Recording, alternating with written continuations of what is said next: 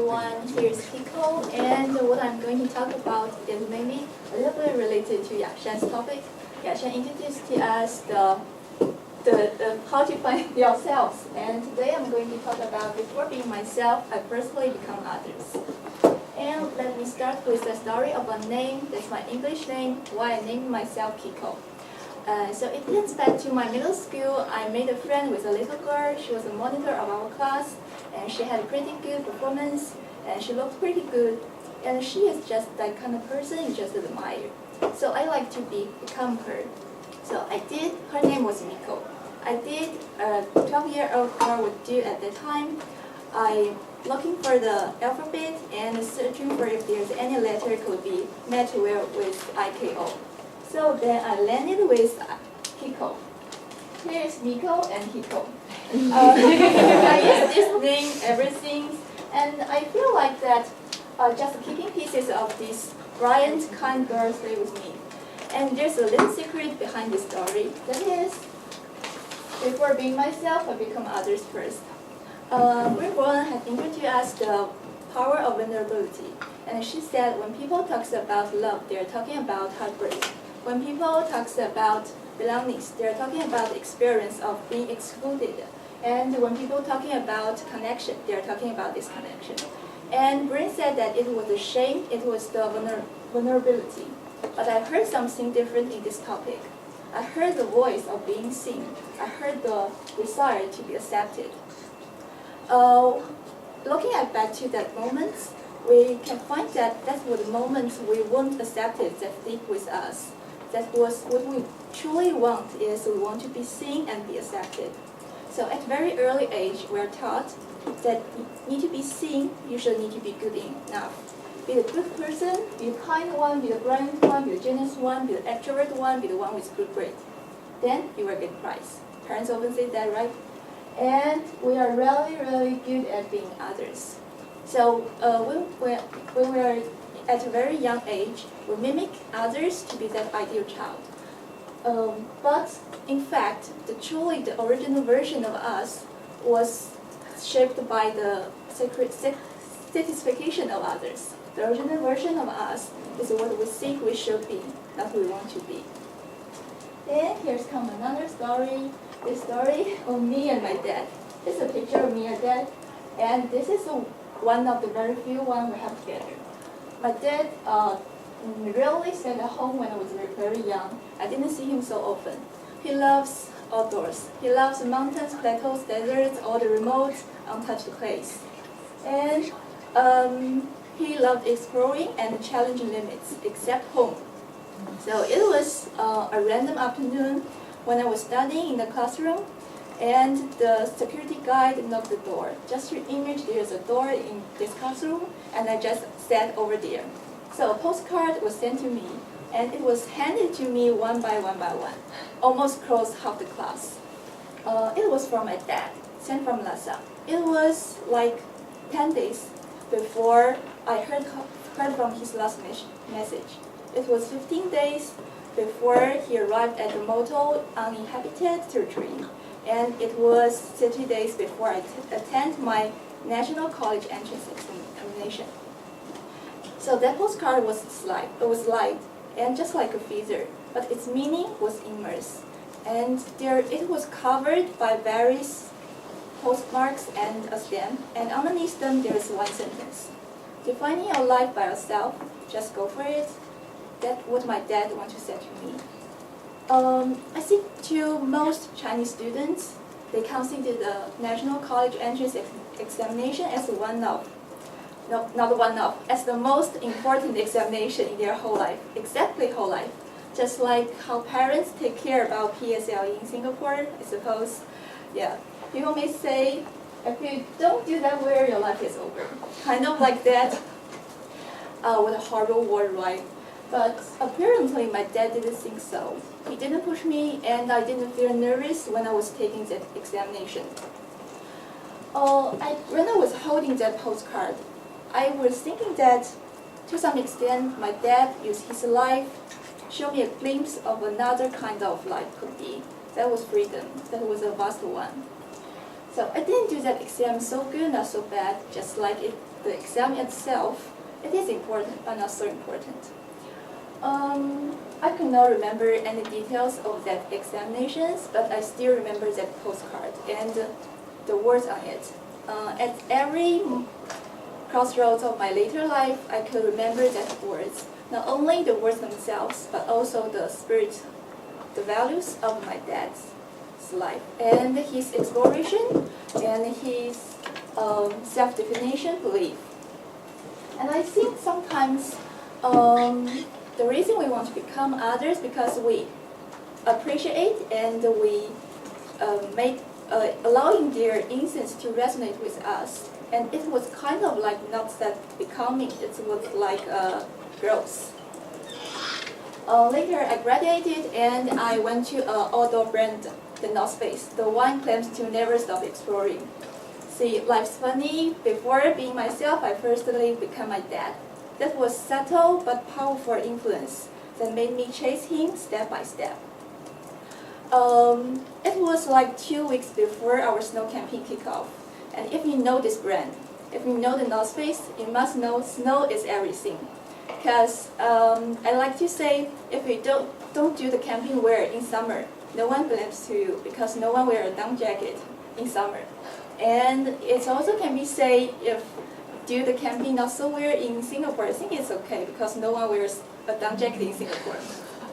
Yeah, it was Friday afternoon, the regular time for my one-on-one catch-up with my boss.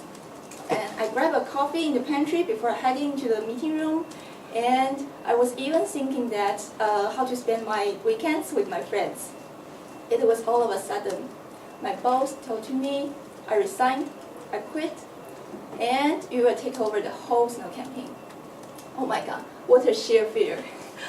I felt unprepared, too junior, not capable enough to handle such a big camping. And I feel like just like an understudy actress being pushed to the stage at the last minute, and the light was shining, the audience was just over there, and there's a voice inside me was screaming, "I'm not ready, I must mess everything up." So just like this cartoon shows. And guess what my boss said that? She said, "Fake it until you make it." That's a sentence I only often heard when I was making the resume. So for the following months, I just become actress. I mimicked my boss. I mimicked her styling, her vibe, and her calmness. But you know, life's not a movie. No one can be expert overnight. So the wrong dimensions, the incorrect quarters, and also unreliable agencies. I heard the most urgent than I ever heard before, and I received urgent in my outlook than I ever had before. But successfully, I survived. I survived in that snow camping, and I thought I had it all figured out. I had a playbook. I knew how to be fake. I knew how to become others.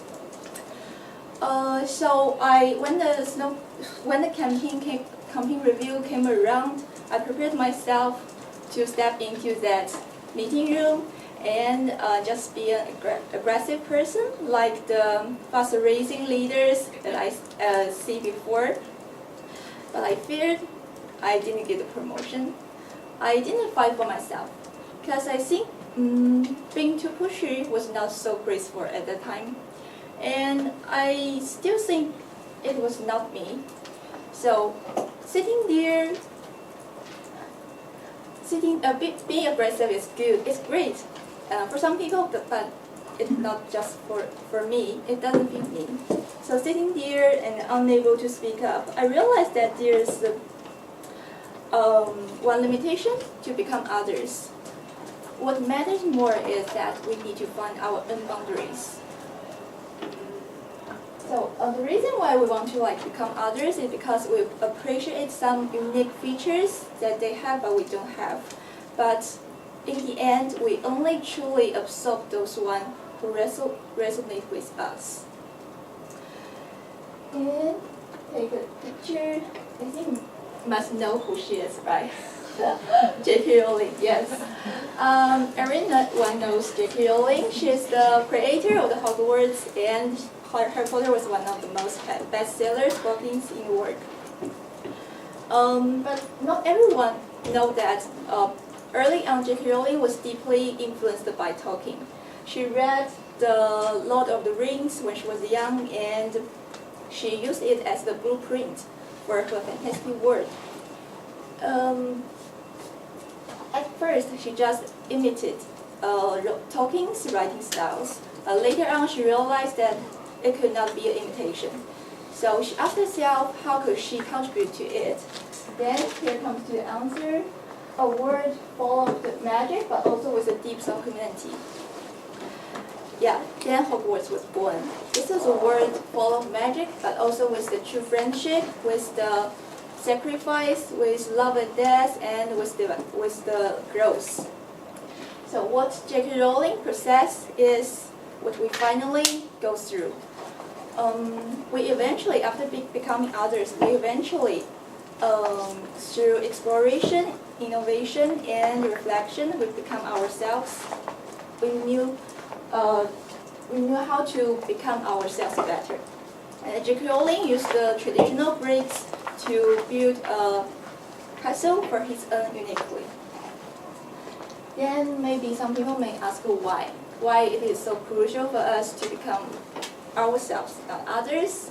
And I think it's like a very classical, typical topic that we often talk about. And I like to share you another story. It's a story about my friends, and it's a story about, oh my god, a story of last words. It doesn't work, okay.